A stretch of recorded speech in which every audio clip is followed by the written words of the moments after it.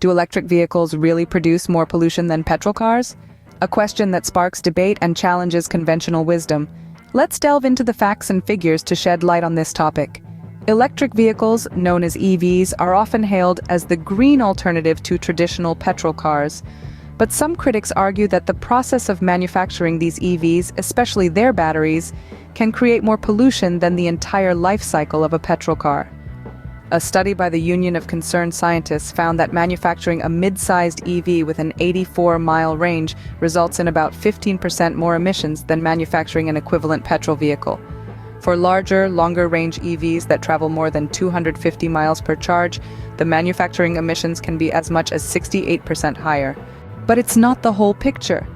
These figures don't take into account the emissions produced during the lifetime of these vehicles. So, what happens when an EV hits the road? Well, EVs produce zero tailpipe emissions. Yes, you heard it right, zero. While petrol cars emit harmful pollutants like nitrogen oxides and particulate matter every time they're driven. What about the electricity that powers EVs? Isn't it generated from fossil fuels? True, but even when powered by the most carbon-intensive electricity grids, EVs still produce fewer emissions than their petrol counterparts over their lifetime. In regions where renewable energy sources like wind or solar power the grid, EVs become even cleaner. Now, let's talk about the lifespan of an EV battery. Critics often point out that they end up in landfills, causing environmental harm.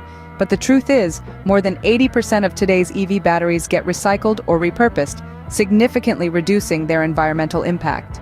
So, to sum it all up, while the manufacturing of electric vehicles, particularly their batteries, does produce more emissions than petrol cars, the overall emissions over the lifetime of an EV are significantly lower. This is especially true when the EV is charged using renewable energy.